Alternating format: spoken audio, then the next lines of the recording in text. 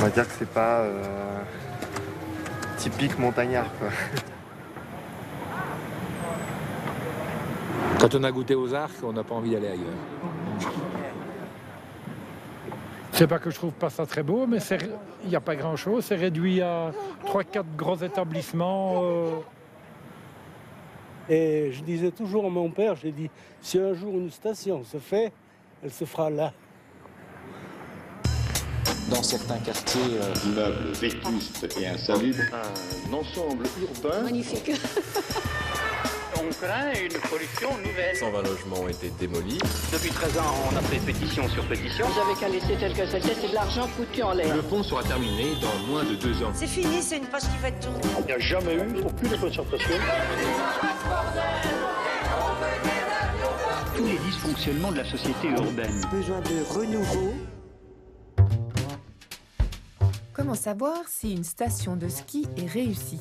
Pour ça, il vous faut une montagne, de la neige et savoir skier. La montagne et la neige sont là, quant à savoir skier, c'est pas encore ça.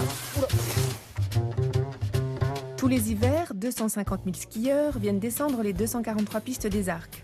Mais pourquoi aller aux Arcs et pas dans un village de montagne ? Parce que justement, les Arcs sont au ski ce que la station balnéaire est à la mer. Un lieu populaire où tout est à portée de main.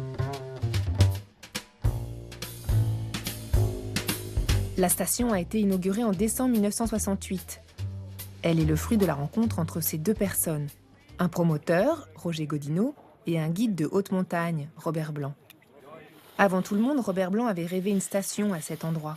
C'était un berger élevé dans la vallée de l'Arc qui avait compris qu'il fallait que sa région se développe en dehors de l'agriculture de montagne.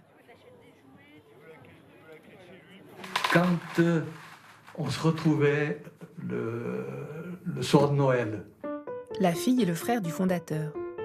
On se retrouvait tous les 5 en famille, et puis, comme ça, Robert dit tiens, il ne faudrait pas qu'on continue quand même à être chacun de notre côté comme ça.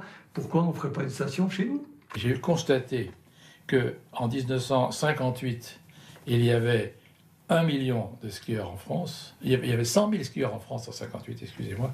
100 000 skieurs en France. Qu'en 1968, au moment des Jeux de Grenoble, il y en avait 1 million. C'était multiplié par 10 en 10 ans. Et j'ai diagnostiqué que ça soit ainsi multiplié par 4. Pour Godineau, ce qui était fondamental, c'était c'est de trouver une station qui soit au pied d'un train qui arrivait directement de Paris. Dans les années 60-68, c'était la clientèle principale venait de là. Je n'avais pas de capital. Je n'avais pas d'argent à y mettre. Tout ce que je pouvais y mettre dedans, c'était du temps, c'était mon savoir-faire. J'étais tout jeune quand même, en 1960, j'avais 30 ans. Et c'est en 61 que je suis allé pour la première fois sur le site des Arcs.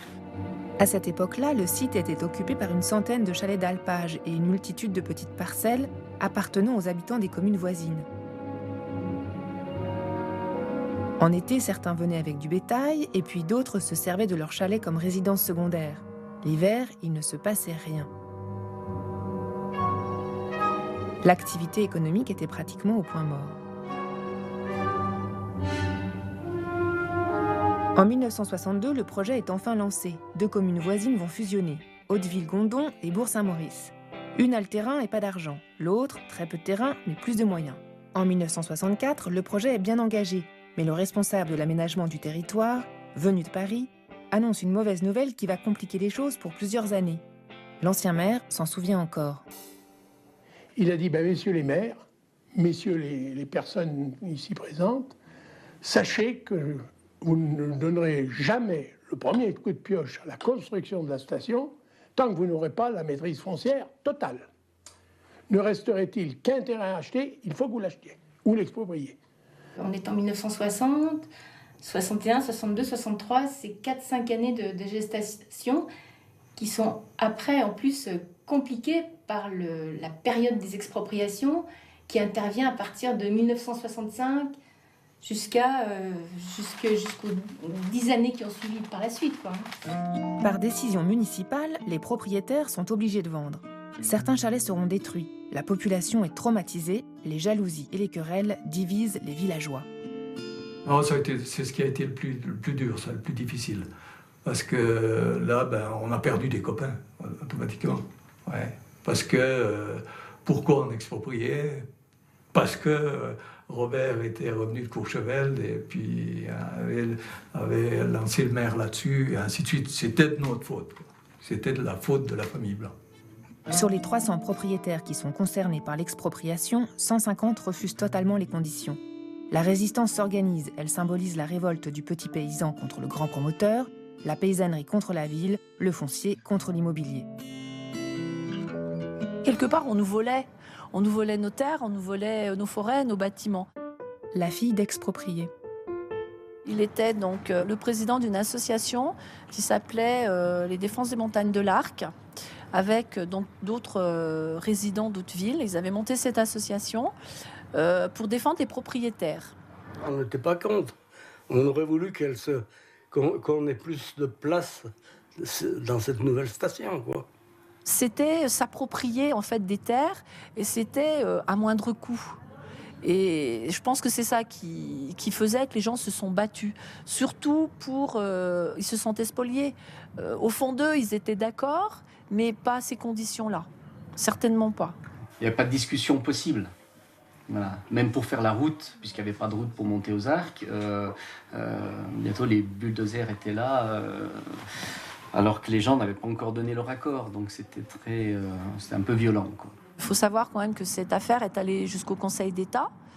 L'association n'a pas eu gain de cause, mais il y a une jurisprudence qui fait qu'aujourd'hui, une commune ne peut plus exproprier des terrains pour, après coup, les donner à l'exploitation d'un privé. Donc, quelque part, ça a peut-être cadré ce qui aurait pu se passer ailleurs et ce qui s'était peut-être passé aussi avant. Mais s'il avait commencé avec seulement un morceau, comme on me le proposait d'ailleurs, d'autres seraient venus sur le site après coup pour faire leur développement à mes dépens, en quelque sorte. Et j'aurais jamais réussi. Il aura fallu plusieurs années pour régler le problème des expropriations. Le promoteur a perdu du temps dans cette bataille, mais au final, il aura, comme prévu, la maîtrise de toutes les fonctions de la station. C'est un nouveau concept, on appelle ça une station intégrée. La station intégrée, c'est quand une collectivité locale concède à un promoteur l'exclusivité de l'aménagement de la station, mais aussi des activités et des commerces. Le promoteur dirige tout, de la baraque à crêpes aux remontées mécaniques, en passant par l'école de ski, la construction d'hôtels et la vente des appartements. La logique de la station intégrée, elle était absolument indispensable pour développer.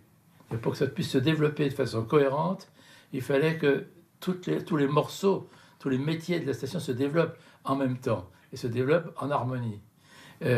Donc, ce concept de station intégrée était absolument indispensable pour le développement. Je me rendais compte que c'était une aventure unique et une aventure globale. Je ne pouvais l'aborder que globalement. Je ne pouvais pas me reposer sur quelqu'un qui me disait « moi, je ferai les remontées mécaniques ». Parce que s'il faisait les remontées mécaniques, à quelle vitesse allait-il les faire? Il allait les faire à la vitesse à laquelle j'aurais développé les lits. Mais comment aurais-je pu développer les lits s'il n'y avait pas déjà les remontées mécaniques? Parce que les gens auraient acheté les appartements à condition de pouvoir skier. Donc déjà, l'idée qu'il faut contrôler à la fois le développement immobilier et le développement du domaine skiable était déjà dans la doctrine. Là, comme ça. Tu peux voir la photo? Ah, tu veux, avec un autre sourire. Les cacahuètes. Mets tes mains là, comme ça, Victoria.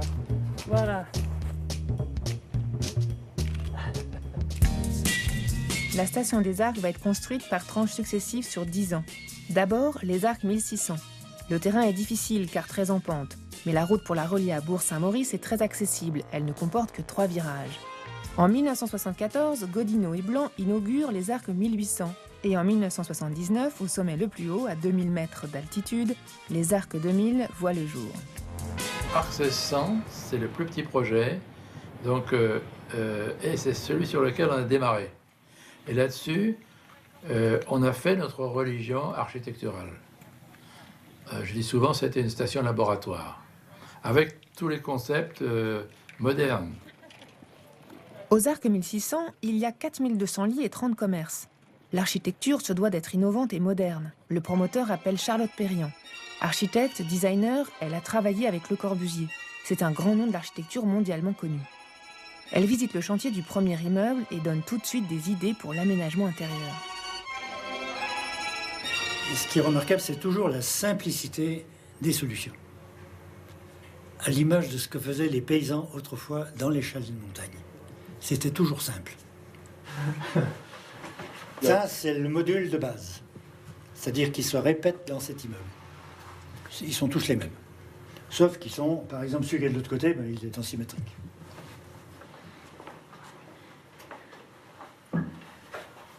Là, ce que j'apprécie, c'est quand même qu'on ait une vue permanente avec la montagne, quoi. Même quand vous êtes couché, quoi. Il m'arrive souvent, quand il y a un beau clair de lune, je tire pas les volets.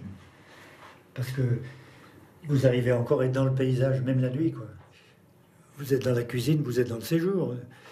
Mais ça, c'est une idée qu'elle avait déjà depuis 1928. La maîtresse de maison vit, elle n'est pas que dans son petit boiton, elle fait partie de la vie du séjour. Puis Charlotte Perriand, toujours avec son inspiration de souvenirs japonais, nous dit on va mettre sur ce balcon en béton, on va lui mettre un platelage, on va lui mettre un caillebotis en bois, puis ce caillebotis, on va le prolonger à l'intérieur. D'un balcon, vous faites une terrasse. Parce que quand j'ouvre complètement cette porte, j'ai une terrasse qui est moitié dehors, moitié dedans. C'est simple. À cela, on ajoutait une volonté qui n'apparaît pas au prime abord quand vous visitez la station, mais de faire que chaque occupant d'un logement, d'une chambre d'hôtel, ne soit jamais gêné devant lui par un vis-à-vis qui lui bouche une vue, qui lui bouche du soleil. Ça, c'est toute la philosophie de Charlotte Perriand à laquelle on adhérait totalement. La première idée, c'est qu'il fallait qu'on puisse manger sur un balcon. Donc il y a eu un balcon qui fasse au moins 1,80 m pour manger au soleil. Parce que ça, même à Noël, quand il fait beau, on peut. Et c'est tout de même quelque chose d'assez exceptionnel. Mais en conséquence, ça nous a amené à pencher les bâtiments du côté du soleil. Et alors, ce qui était illogique, c'est que si on avait eu une façade arrière verticale, on aurait eu les derniers étages qui coûtent le plus cher, qui ont la meilleure valeur. On en aurait eu une plus petite surface, alors qu'on avait de très grandes surfaces au rez-de-chaussée. Donc c'est Charlotte Perriand qui a eu l'idée de couper la façade arrière.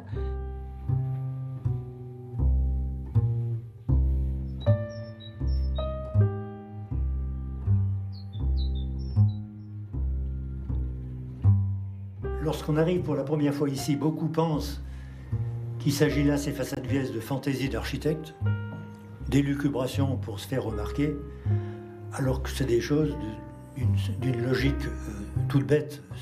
C'est une conséquence logique qui n'a rien de... Ça fait même pas preuve d'une imagination débordante, pas du tout. En dehors des bureaux de vente, le promoteur Roger Godineau avait mis en place une équipe de commerciaux qui faisait du porte-à-porte dans les grandes villes pour vendre sur plan les appartements. En 1982, pour un 39 mètres carrés, on payait l'équivalent de 2000 € le mètre carré. Aujourd'hui, ça en vaut le double. À l'époque, on habitait Paris. Et donc, on a été séduits par le projet. Et ta maman avait un appartement à 700 aussi. Un heureux propriétaire. Quand on a acheté, c'était sur plan. C'est des gens qui sont venus à la maison, qui nous ont demandé si on ne voulait pas investir dans l'immobilier de la montagne. Et au début, on ne pensait pas le faire. Puis on a été séduits par le projet. Comme on n'avait pas du tout de bien à cette époque-là. C'était notre premier bien. On a investi à la montagne. On nous a dit qu'il faut 2 ans. Bon, je crois que c'était 2 ans. Je ne me souviens pas. Et donc, 2 ans après, en 80, on a pu y aller. On n'avait même pas été voir, d'ailleurs. Parce que et nos enfants on a découvert. Si vous voulez. On est passé du plan à la réalité. Ouais. Moi, j'aime beaucoup. Je trouve que c'est...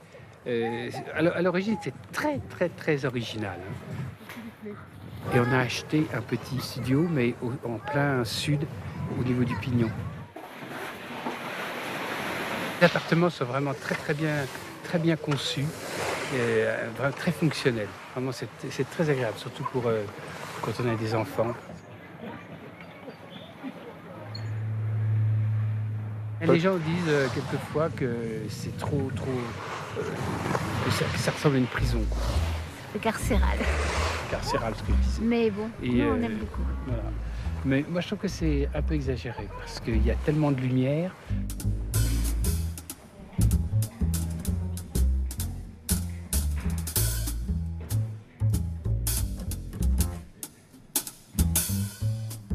Pour la première station, celle des Arcs 1600, les architectes construisaient 150 appartements par an pour une clientèle plutôt aisée. Mais pour les Arcs 1800 et pour les Arcs 2000, fini le laboratoire à idées et bonjour la production industrielle. 26 000 lits et 130 commerces vont être construits en 5 ans. On est à la fin des années 70 et les séjours à la neige se démocratisent. La clientèle est abondante mais moins riche. Il faut aller vite et construire jusqu'à 500 appartements par an. Pour autant, on ne fait pas n'importe quoi. Les architectes vont imaginer des studios et des 2 pièces ultra fonctionnelles avec le souci du détail. Ils disent qu'il fallait tout prévoir jusqu'au choix de la petite cuillère et construire chaque année 500 studios habitables entre le 1er mai et le 30 novembre. Un 18 mètres carrés au sol devient un 29 mètres carrés avec mezzanine. On peut dormir à 5. Pour aller plus vite, on conçoit une salle de bain en polyester, prête à être montée par grue et une cuisine intégrée. Partout des tiroirs, des ouvertures, du bois, et puis un balcon, une vue et personne devant, juste la nature. Bref, tout était prévu. Plaisir des yeux, plaisir des oreilles. Ok, c'est noté, le bar pub lounge. Même la création de la radio Les Arcs a été imaginée par le promoteur. Chaque logement a été construit avec un récepteur encastré dans un mur pour entendre ça. Spécial saisonnier, un verre acheté, un verre offert. Pour votre santé, attention à l'abus d'alcool. La matinale avec Chase, I Like You, 8h45, très bon réveil, c'est l'heure des pistes. Le Petit Zinc vous présente les infopistes. En direct des pistes. Et en direct du service des pistes des Arcs avec Christian Clairat. Christian, bonjour. Bonjour Eric. Aujourd'hui, Radio Les Arcs ressemble à n'importe quelle radio FM. Mais à l'époque, aucune fréquence libre n'existait. Radio Les Arcs était donc une sorte de radio pirate, lancée dans la plus parfaite illégalité. En 1974, Gilles André arrive comme technicien. Les Arcs recherchaient un technicien pour faire la radio parce que c'était le début vraiment de la radio, des radios libres, dites libres. Le pionnier de la radio. Il y avait une telle ambiance, il y avait une telle complicité entre les gens. On était vraiment des pionniers, on était des pionniers d'une nouvelle station. J'ai quitté un appartement de 80 mètres carrés à la Selle-Saint-Cloud, qui était sympa, sur le parc de la Selle-Saint-Cloud. Et je suis arrivé ici dans un studio de 30 mètres carrés, avec 2 enfants, un chien, un perroquet. Donc c'est vrai qu'on avait mis en garde-meuble tous nos meubles, parce qu'ici, à l'époque, il n'y avait pas de logement pour le personnel. La société logeait ses employés dans des studios, mais tous les 6 mois, on était obligé de déménager parce que les studios étaient vendus ou occupés par quelqu'un d'autre. Donc c'était un peu folklorique à l'époque. On le faisait comme ça. C'est vrai qu'il n'y avait pas d'autorisation, mais bon, ça se faisait... On était un peu... c'est vrai qu'on était un peu hors la loi. C'était moins surveillé que ça ne l'est maintenant. Les plus belles années, c'est en 74, parce qu'on est arrivé ici, à 1600. 1800 n'existait pas.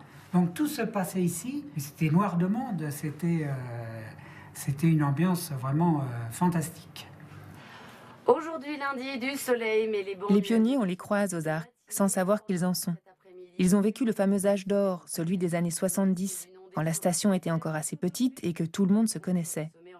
Aujourd'hui, la station a passé les 40 ans. Elle a un chiffre d'affaires de 250 millions d'euros par an et emploie 2500 personnes l'hiver. On est loin de la station des débuts. Malgré tout, certains commerçants restent fidèles aux Arcs. Moi, j'ai habité là au 8e. J'avais toute la terrasse en haut, là, c'était super. Avec une vue magnifique sur la station et sur la vallée. Le photographe. Moi, ce qui est drôle, c'est qu'à chaque fois, j'ai habité ce même immeuble, mais de l'autre côté, du côté nord, du côté Mont-Blanc. Et là, pareil, pour les belles châles, c'était là et moi, j'étais de l'autre côté. Voilà. Et on ne se connaissait pas à l'époque. On se croisait même pas dans les couloirs. C'était difficile au début, il n'y avait vraiment rien, quoi.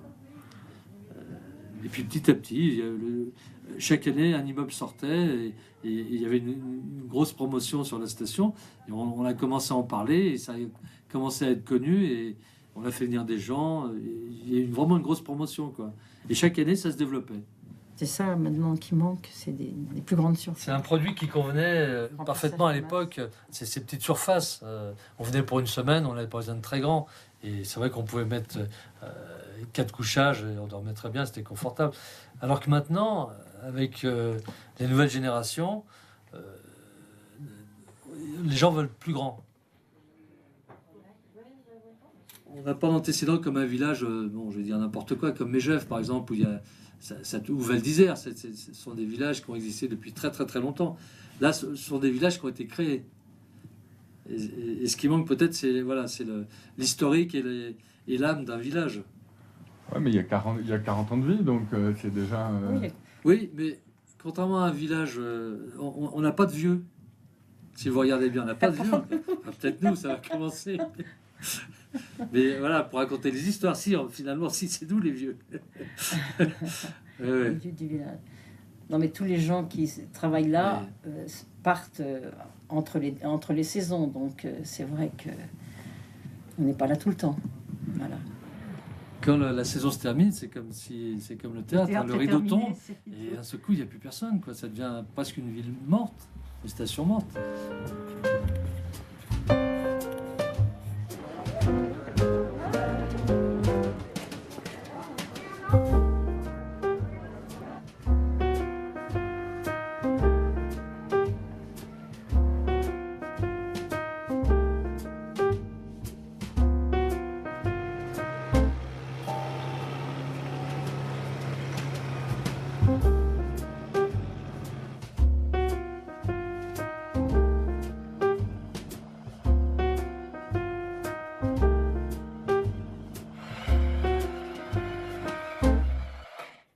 Dans les années 60, l'architecture contemporaine représentait l'évasion pour une certaine classe bourgeoise qui se payait des vacances au ski.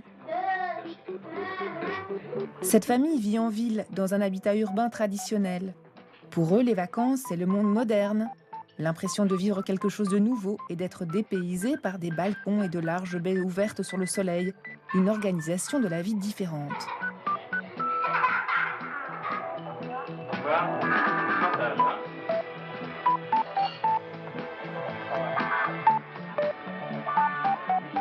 Aujourd'hui, l'architecture expérimentale n'est plus au goût du jour. Rentabilité oblige, on est passé à des immeubles plus classiques.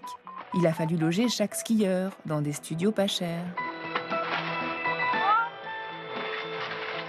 Les années ont passé et avec l'augmentation du niveau de vie, le logement moderne en ville est devenu le quotidien de vie des générations actuelles. L'époque n'est plus au caractère pionnier. Aujourd'hui, le dépaysement, c'est le retour au passé, au chalet traditionnel qu'on trouve dans les livres d'enfants. Moi, la montagne, c'est le chalet. Moi, je préférerais qu'on fasse une station avec des petits chalets, hein, comme le type de petit chalet qui est là-bas, ou le restaurant qui est un peu plus loin, que ce genre d'architecture. Parce que moi, j'ai l'impression qu'ici, on entasse les gens. Mais c'est vrai que les petites stations où c'est vraiment le chalet, même chalet neuf, mais forme chalet, on aime mieux que des étages comme ça. Mais il est vrai qu'on met moins de monde, certainement. C'est pour rentabiliser l'affaire qu'ils font des grandes choses comme ça. Voilà le fantasme absolu, le chalet de montagne. Aujourd'hui, l'avenir trouve son inspiration dans le passé. Cette forme rassurante, que l'on appelle authentique, est la dernière création aux Arcs. Et voilà le résultat. Les Arcs 1950, la dernière née de la famille. C'est le site le plus récent, construit non plus par Godino et ses architectes, mais par un nouveau promoteur canadien qui a refait à l'identique une de ses stations du Québec. On a posé ce beau décor au milieu des pistes pour une clientèle plus chic et internationale. L'avenir des stations de ski se fera sur ce modèle. Ici, les familles se sentent bien, loin des villes, loin des immeubles et du monde moderne. L'architecture de 1950, c'est une architecture qui est basée sur ce que veut le client. C'est presque le client qui dessine. Le client qui dit, moi je veux des petits toits comme ça, je veux des machins comme ça, c'est ça qui me plaît. Bon, et on lui fait ça. Autrement dit, on fait la station en Disney World. D'abord, on l'a fait en dessin, n'est-ce pas, en Disney World, et ensuite on dit aux architectes, faites-nous ça. Puis mettez-le sur le terrain. C'est une façon de faire que je trouve, c'est le contraire d'une architecture. Et maintenant, on trouve de jolis chalets aux Arcs. Roger Godineau a quitté les Arcs en 1985. La station intégrée s'est désintégrée. Les pistes continuent à gagner du terrain. Le domaine skiable est classé 3e plus grand en France. Là où jadis il n'y avait rien, maintenant 250 000 skieurs dévalent chaque année les 400 km de pistes. Et voilà comment un promoteur et ses architectes ont réussi à mettre la France sur des skis. À 1 000 € la semaine par personne, voilà une affaire qui continue de rouler.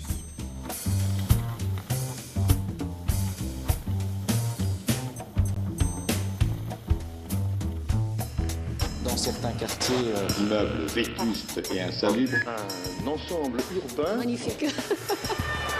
On craint une pollution nouvelle. 120 logements ont été démolis. Depuis 13 ans, on a fait pétition sur pétition. Vous avez qu'à laisser tel que c'était, c'est de l'argent foutu en l'air. Le pont sera terminé dans moins de 2 ans. C'est fini, c'est une page qui va être tournée. Il n'y a jamais eu aucune concertation.